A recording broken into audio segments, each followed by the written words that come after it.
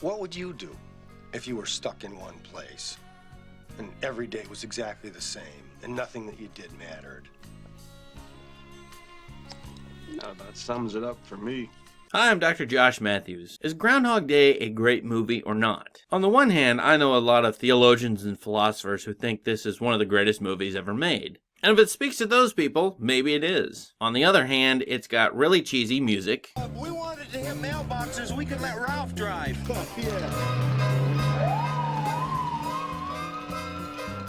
And it's a rom-com. It's a romantic comedy where the goal of the movie is for the guy to get together with the girl. In the case of this movie, it's not even marriage, it's not even dating, it's just staying overnight with this girl. Basically, the Bill Murray character, played by Phil Connors, has to learn to love Rita, played by Andie MacDowell. She's the unattainable woman that he loves but can't ever seduce or get to love him. So in a way, the whole goal of this movie is just to win the princess in the end. I mean, how does Phil Connors get out of the Groundhog Day loop that he's stuck in? To be reductive, it's just he's a great guy, he does a lot of great things, and he wins over Rita, and she stays overnight in his bed and breakfast room. Why would that be the goal of this movie? Because it's a rom-com. Now, having rewatched this movie for probably the 5th time, I found this movie to be both great and not great at the same time. Let me tell you why I think it's really good, and why I think the theologians and philosophers I know say it's pretty good. As you know, in this movie,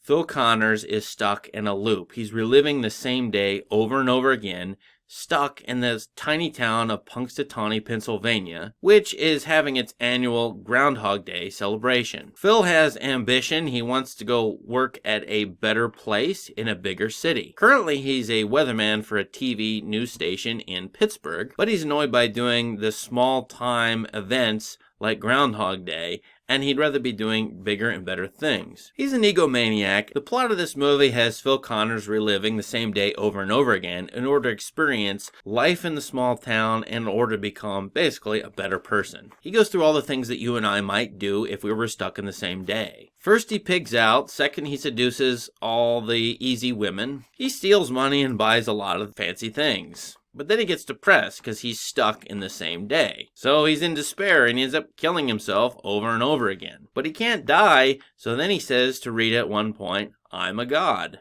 I'm sorry? What was that again? I'm a god. You're God. I'm a god. I'm not the god.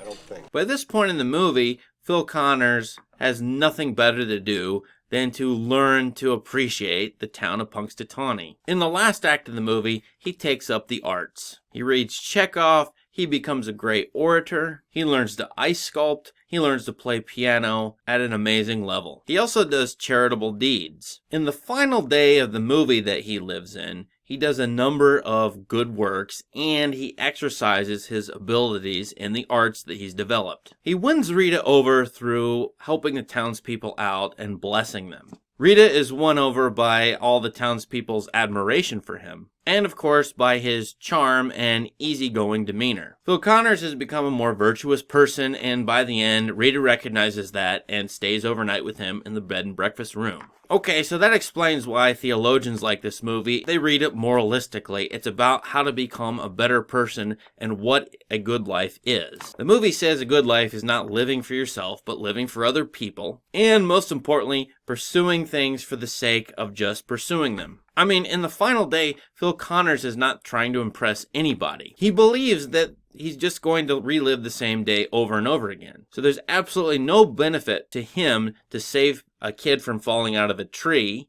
to save someone who's choking to death, or to play jazz piano at the Groundhog Day festival in the evening. He's not doing things for the sake of getting ahead in the world or impressing other people. He's just doing them for the sake of enjoying them. That's a great ideal, and wouldn't we all wish we could do that in our lives? This moralistic reading is amplified by the fact that Phil Connors has to relive the same day over and over again, the day on which he predicted there would be no bad weather, but in fact there is bad weather. Basically, each time he relives the day, he relives his wrong prediction. He has to face being wrong day after day after day. And I think there's a political reading of this movie that's kind of interesting and to me a little creepy.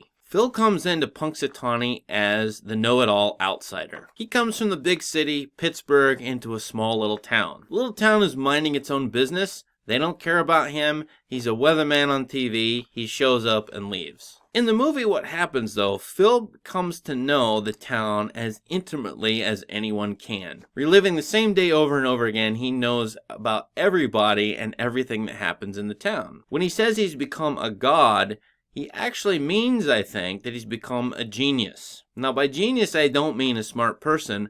I mean a local deity in the older Roman or Latin meaning of the word. Geniuses, like genies who inhabit magic lamps, are gods in a particular place. Like the god Pan, who is in a forest setting, a god local to that forest. Phil Connors learns everything about the town so that he determines the action and the course of the day in that town. On the one hand, I think this is really interesting because you have the big city guy coming to a small town and learning to appreciate small town life. On the other hand, he's a big city outsider who comes in and kind of gets to control the town. Learning as much as he can about it, he's now in control of its affairs. And if you think about the end of this movie, if he chooses to stay in Punxsutawney, he's going to know everything about the town. He's going to be able to manipulate people, assuming he can relapse in terms of his character traits and values, and then he can do perhaps whatever he wants with all the people he knows and the things that are happening in the town. So in the political reading of this movie, maybe it's a conservative movie in which you're supposed to appreciate the traditions of a small town, the Groundhog Day celebration that's been going on for years. Or maybe this movie is about getting to know as much about towns as possible so that we can do things with them. There's a contemporary reading of this movie I find interesting, which is that Phil is an algorithm. He goes through iterations of the same day over and over again, figuring people out, figuring out what they want,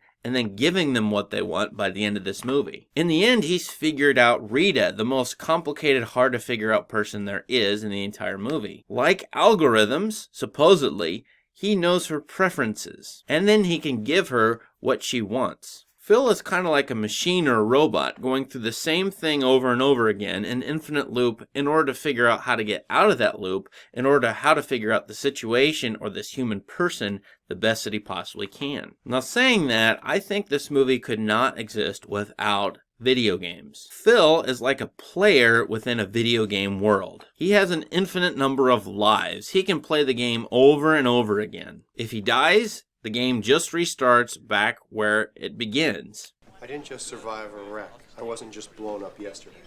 I have been stabbed, shot, poisoned, frozen, hung, electrocuted, and burned. Oh, really? And every morning I wake up without a scratch on me, not a dent in the fender.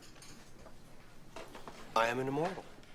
Special today's blueberry waffles. And like a player of a video game, the player learns how to manipulate and alter and deal with the game environment. In the 1990s and 1980s, the computers did not adapt to players. They just offered the same world over and over again. So that while the players can become better and better at these older games, the games always stay the same. To me, Punxsutawney is like a video game world. Everybody in it is an NPC. And Phil is a playing character. He adapts, he learns, he changes, and he figures out how to beat the game. And what's the end of the game? It's saving the princess in the end. Winning Rita over, getting her to love him and appreciate him. Maybe Groundhog Day isn't just about how to become a better, more virtuous person. Maybe it's about all of the simulations that we create for ourselves and that we expect our machines and algorithms to work with. In terms of YouTube, maybe I'm an NPC. The YouTube algorithms are learning about me and they're trying to give me new and different information every single day. By me clicking on various links, they figure me out, figure out what I like and maybe what I want. They try to predict what I want and they try to win me over. Maybe I'm the NPC and they're the playing character. When he gets to the end of his day, what's Phil Connors going to do in the next day? He knows everything about Rita. She knows very little about him. He knows everything about the town. They know very little about him. We better hope that Phil is virtuous for the rest of his life. A near perfect person who's not going to do any harm with the information that he has. In the same way, we better hope these algorithms never come back to bite us with all the information they know about us. Thanks for watching this video. Please subscribe to my channel. I really appreciate any comment you leave me. Thanks and have a great day.